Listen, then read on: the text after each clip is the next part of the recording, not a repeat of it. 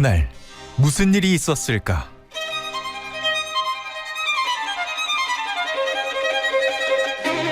법의 눈으로 현장을 파헤치고 그림 한 장으로 진실을 들여다본다.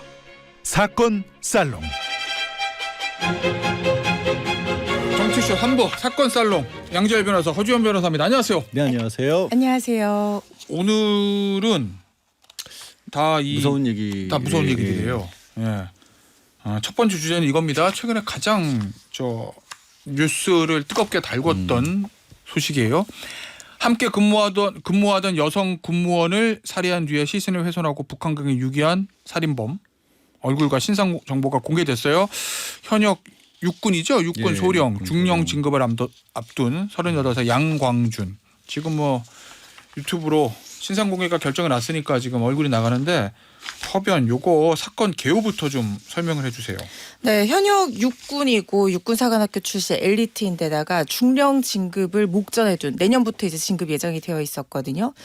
그런 사실은 남부러울 것 없는 어떻게 보면 좀 완벽해 보이는 사람이 여성을 살해하고 동료 군무원이었습니다. 여성을 살해하고 살해한 것으로도 모자라서 시신을 잔혹하게 훼손해서 유기한 사건이 벌어졌습니다. 국방부 산하 국군사이버 작전사령부 수속 중령이었고요. 이게 신상 공개가 2010년에 신상정보공개 제도가 도입된 이후에 현직 군인이 이렇게 신상이 공개된 건 처음인 사건이거든요. 시신을 훼손을 한 뒤에 본인이 근무를 해서 지리를 잘 알고 있던 화천 북한강까지 가서 시신을 유기를 했습니다. 그런데 이 사건이 피해자의 어떤 실종 신고나 미기가 신고 이런 것들로 알려진 게 아니라 시신의 일부가 발견이 되면서 이게 수면 위로 떠오르게 됩니다. 시신이 발견된 게요. 11월 2일 오후 2시 46분쯤이었어요. 화천체육관 앞을 흐르고 있는 북한강에 뭔가 사람의 다리로 보이는 물체가 떠오른 것을 인근을 지나던 고등학생이 목격을 합니다. 고등학생이 정말 충격을 받았을 것 같거든요. 곧바로 112에 전화를 해서 사람 다리가 물 위에 둥둥 떠 있다 이렇게 신고를 하게 되고 그 이후부터 시신을 하나씩 발견을 해가게 되면서 결국에는 이 용의자도 붙잡히게 되는 그런 수순을 밟게 됩니다. 그럼 피해자 신원 발견하고 그다음에 그 피해자 동선 체크하고 이러면서 지금 잡혔다는 거죠? 그러니까 이 피해자 네. 시신을 수습을 하는데 일단 경찰에서 대대적으로 수사본부 차려서 수색기나 드론까지 해서 화천강, 북한강 일대를 뒤진 거죠. 그래서 하나씩 이제 시신들 회수를 하기 시작했고요. 그리고 이틀이 지나서 이제 머리를 포함한 이제 피해자 신원을 알 수 있는 시신들을 수거를 한 겁니다. 총 10개가 넘는 이 비닐봉지에 그렇게 담겨 있던 상태였고 훼손된 지 사망한 지 얼마 되지 않았기 때문에 시신 상태도 양호했었고 DNA라든가 지문 같은 것들이 바로 채취를 해서 신원 확인을 했고 또 그 시신을 담겨 있던 봉투에 지문이 남겨 있었어요 결정적으로. 그래서 이제 군인 국무원이었던 게 발견이 됐고 예. 또 이게 이제 그 가해자로 추정되는 사람 용의자죠. 용의자의 신원도 바로 파악됐기 때문에 휴대전화 위치 추적하고 CCTV 추격해서 서울 쪽에서 자가용 본인이 쓰던 거를 버리고 지하철을 이용해서 도주를 하고 있었는데 인근에 이제 탐문 수색을 하는 과정에서 뭔가 수상쩍은 사람이 있다는 시민의 제보가 있었고 결국 탐문 수사 끝에 체포가 됐습니다. 순순하게 잡히자마자 본인 혐의 인정했습니다. 알겠습니다. 피해 여성도 군무원, 그러니까 군인은 아닌데 이제 군대에서 행정직으로 이제 일하는 분들을 군무원이라고 얘기를 하는데 그럼 직장 동료잖아요, 두 사람은. 그렇습니다. 이 피해자 A 씨라고 할게요. 두 예. 사람이 이 경기도 과천에 있는 사이버 작전사에서 함께 근무를 해온 동료이자 알려지기로는 올해 초부터 교제를 해왔던 사이다. 이렇게 알려지고 있습니다. 그런데 이 피해자는 미혼 상태였는데 이 용의자는 아이 둘이 있는 유부남이었다는 거예요. 그래서 두 사람 사이에 이런 것들로 인해서 갈등이 불거졌다 이런 얘기들이 나오고 있고 예. 지금 이 사건이 벌어진 날이 가해자가 다른 부대로 발령받고 이동하기 하루 전날이었어요. 그때 이제 사건 당일이 10월 25일 오후 3시쯤이었는데 예. 심지어 사건 장소가 다른 데도 아니고 근무하던 부대 주차장이었어요. 부대 주차장에 있던 자신의 승용차에서 예. 피해자와 같이 말다툼을 벌이다가 그 자리에서 이 차 안에 있던 어떤 목을 조를 수 있는 도구로 목을 졸라서 살해를 하고 사건이 결국에는 벌어지게 된 건데 근데 뭐 아직까지 좀 조심스러운 게 이 두 사람의 사이가 어땠는지에 대해서 구체적인 내용은 피해자에 대한 어떤 2차 가해 이런 우려가 있기 때문에 경찰이 뭐 구체적인 내용까지 확인을 해주고 있지는 않기 때문에 예. 정확하게 어떤 사이였는지는 완벽하게 확인하기는 어려운 상태입니다. 양변. 그런데 이제 우리가 살인죄 형량 정할 때 가장 중요한 것들 중에 하나가 우발범행이라고 해서 뭐 감형이 되는 건 아닌데 계획범이면 더 가중되는 거잖아요. 아무래도, 정확히 얘기하면. 예. 그런데 얼핏 보기에는 그냥 뭐 말다툼하다가 우발적으로 한 것 같이 보이는데 네. 보니까 그건 아닌 것 같다 이런 얘기들이 있어요. 왜냐하면 그 사실 살인 사건이라는 게 생각하기 어려운 일이지 않습니까? 예, 예. 그래서 대부분 그 이후에는 아무래도 좀 당황하거나 그런 일들이 좀 이어지기 맞아요. 마련인데 예. 그 사건을 저지른 이후에 이 양광준의 행적이 너무나 치밀했던 겁니다. 일단 그 부대 안에서 주차장에서 예. 사람을 해쳤고요. 그리고 나서 급하게 옮기지도 않았어요. 그냥 자기 옷가지를 이용해서 덮어놓고 차 안에 주차장에 그리고 이제 선팅이 굉장히 진하게 돼 있기 때문에 쉽게 못 보지 않습니까? 그렇죠. 태연하게 그냥 들어서 근무를 마칩니다. 근무를 마치고 7시쯤 차를 가지고 나와서 인근 주차장에서 이제 그 훼손할 만한 장소를 몰색을 하는데 철거 예정인 공사장을 찾습니다.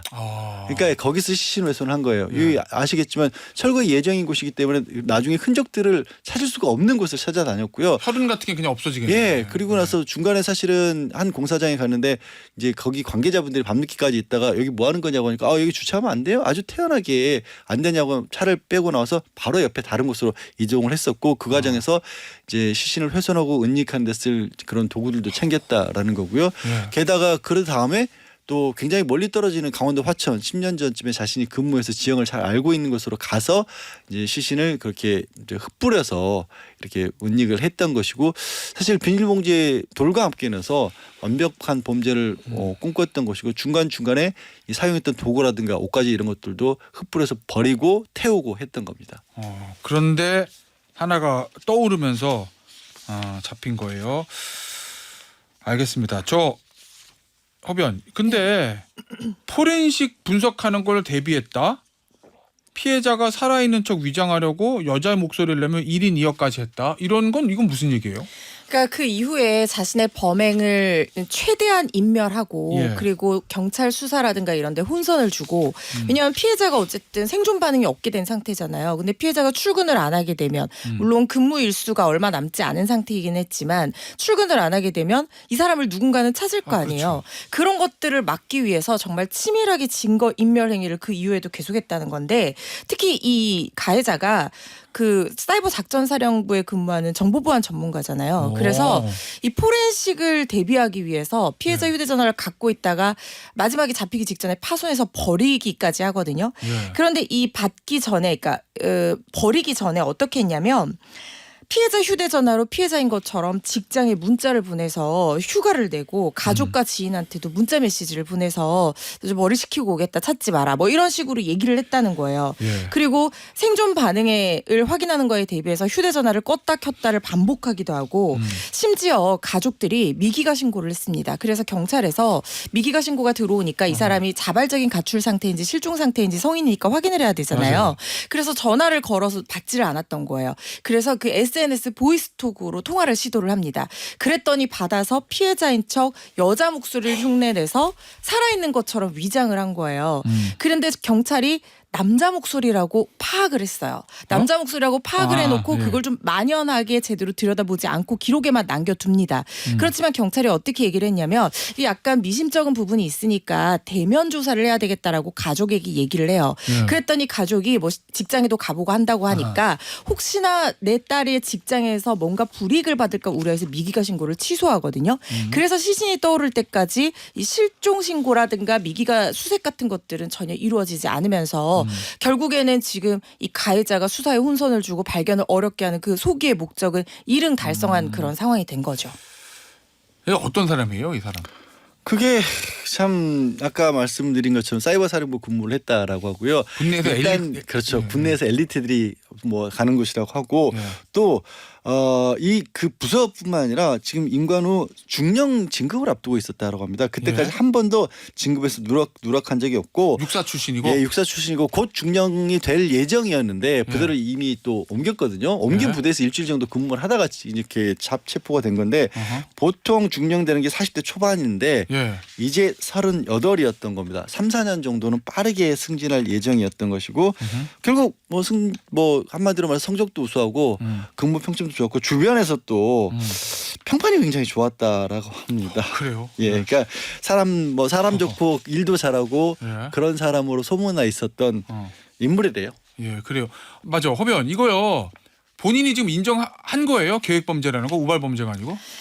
처음에는 우발 범행을 주장을 했어요. 그런데 여러 가지 우발 범행으로 보기 어려운 그런 증거들이 나왔죠. 특히 그 화천으로 시신을 싣고 유기하기 위해서 이동을 할 때 예. A4 용지에 가짜 번호판을 출력해서 붙였거든요. 요즘에 아하. CCTV가 많으니까 추적을 피하기 위한 의도였던 것으로 보입니다. 예. 뭐 이런 것들이 치밀하게 사전에 준비를 하지 않고서는 도저히 있을 수 없는 일이다. 이렇게 경찰이 보고 계속해서 추궁을 했는데 범행 당일 아침에 위조 차량 번호판 이걸 검색한 기록이 휴대전화에서 나와버린 거예요. 그러니까 범행일 만약에 다툼을 하다가 우발적으로 살해를 했고 그 이후에 뭐 추가적인 범행이 그러네. 있었던 거라면 예. 범행일 아침에 위조 번호판을 검색할 이유가 없잖아요. 그래서 이게 발견이 되니까 결국에는 우발적인 범행이 아니다라는 점까지 시인을 했다고 합니다. 그런데 신상 공개가 됐잖아요. 네. 이 신상 공개 결정에 대해서 이 양 씨가 집행정지 신청을 하면서 좀 다툼이 있었죠. 법적. 그런 경우도 사실 처음 있었던 걸로 저는 기억을 해요. 네. 그러니까 신상 공개에 대해서 이의 신청을 하고 그러니까 이의 신청을 한다는 건 그 결정을 한 경찰에 제기를 한 거고요. 수사심의위원회. 거기에 또 법원에 집행정지 신청까지 합니다. 이거 결정 날 때까지 이거 미뤄달라라고 해서 법원에 신청을 했고 그러는 바람에 그 기간 동안에 한 닷새 정도는 예. 이미 결정이 난 이유도 미뤄질 수밖에 없어서 어제 이제 공개가 된 거거든요.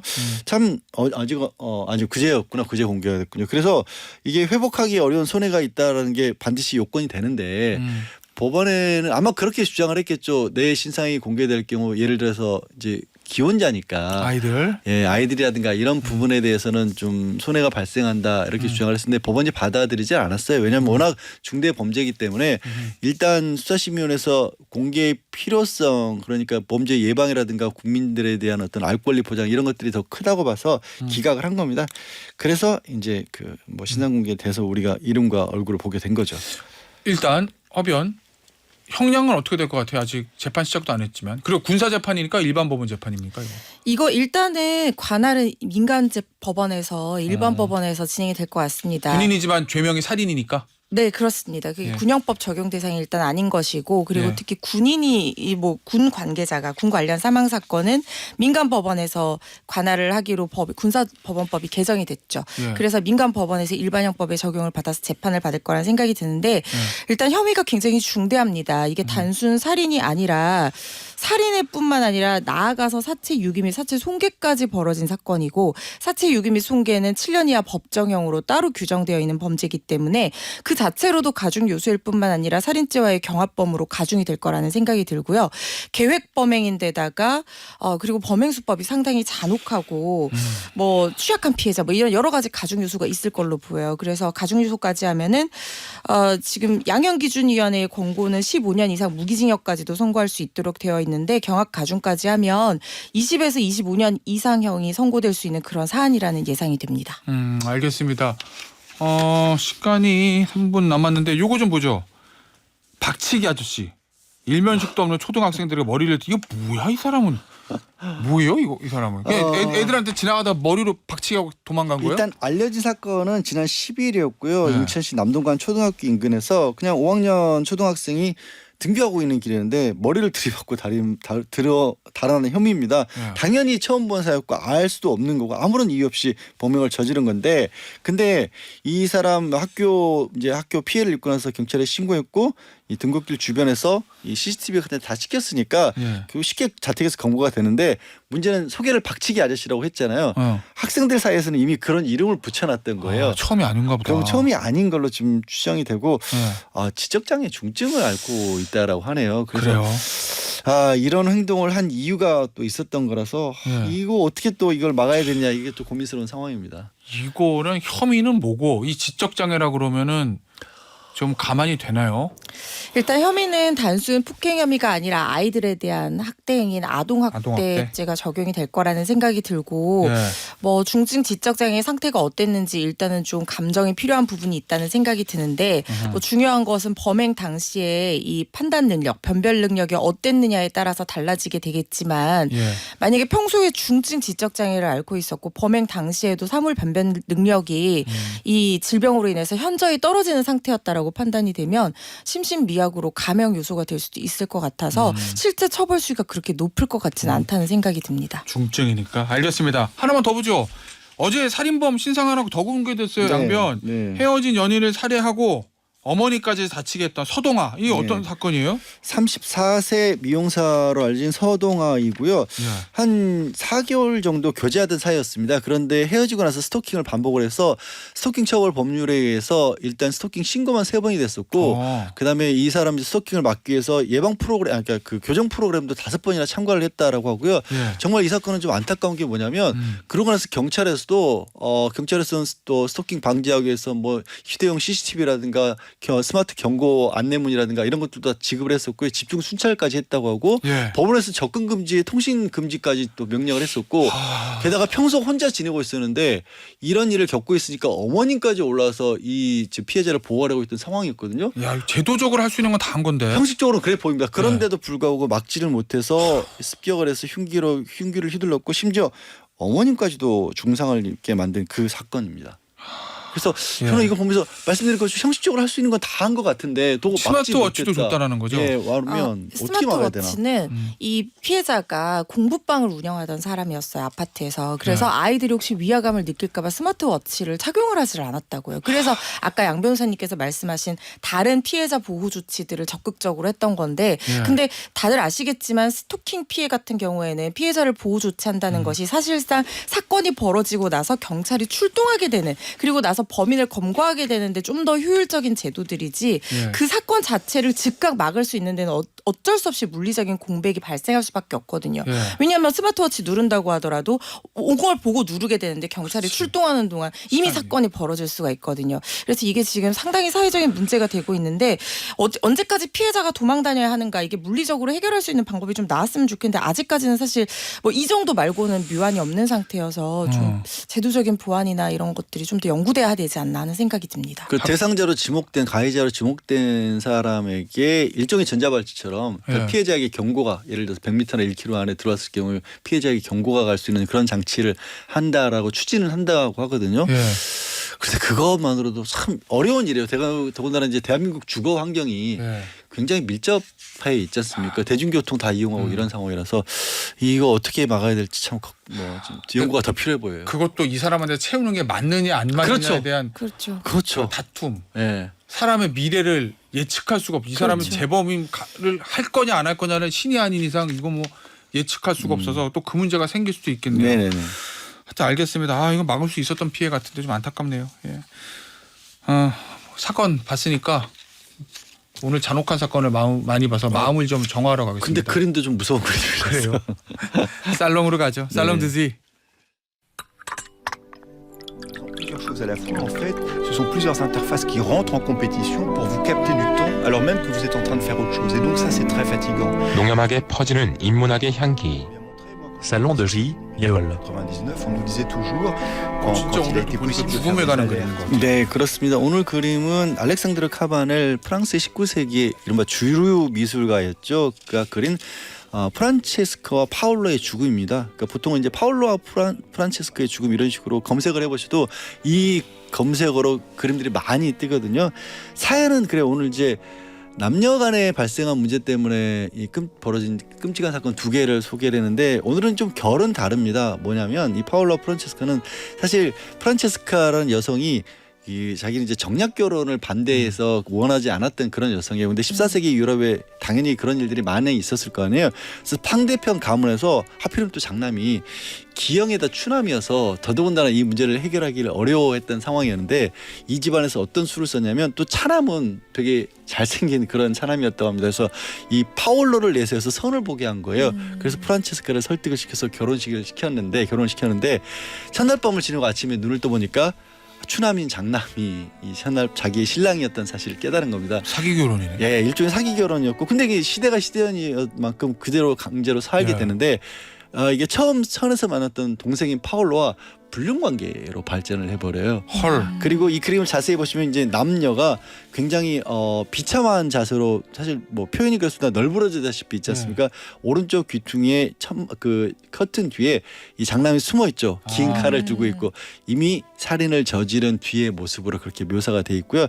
여러 가지 구도로 그림들이 있는데 사실 이 그림 이 아까 말씀드린 이 카바넬이 굉장히 사실주의적인 그때 당시 주류 화가로서의 역사화가라든가 초상화라든가 종교화 이런 걸 많이 그렸기 때문에 그런 분위기를 잘 전해주는 그런 그림이겠습니다. 근데 이 그림 고른 이유는 참 아까도 그런 얘기를 했지만 여러 가지 범죄들 중에서도 감정이 극단적으로 개입하는 범죄가 남녀 간의 문제 이른바 뭐 이런 치정이라든가 이런 거 얽힌 거거든요. 그래서 그때도 그렇고 지금도 그렇고 끔찍한 일이지만 좀처럼 예방책을 찾지 못하고 있는 문제가 바로 감정에 얽매인 그런 살인 사건 같아요. 그래서 이 부분 요즘에 또 우리 사회에서 스토킹이라든가 그게 또 발전을 해서 이런 극단적인 사건까지 이르는 일이 요즘 또 빈번하게 벌어지고 있는 것 같아서 도대체 이걸 어떻게 해야 될지 고민하다가 예전에도 이런 질투와 또 사랑이 얽힌 살인은 참 많았지라는 생각에서 골라온 그림입니다. 이거 그림이 있었던 거 실화예요? 그때 실화에서 영감을 받아서 단테의 신곡에 등장하는 인물들입니다, 사실은. 그래서 그때 당시로는 이 사람들이 종부 미사를 못 받아서 또 그 죄로 지옥에까지 하필이면 갔다라고까지 작품에서는 알려져 있죠. 알겠습니다. 오늘 저 사건 살롱 여기서 네, 마무리하도록 하겠습니다. 양재열 변호사, 허지원 변호사였어요. 감사합니다. 네, 고맙습니다. 감사합니다.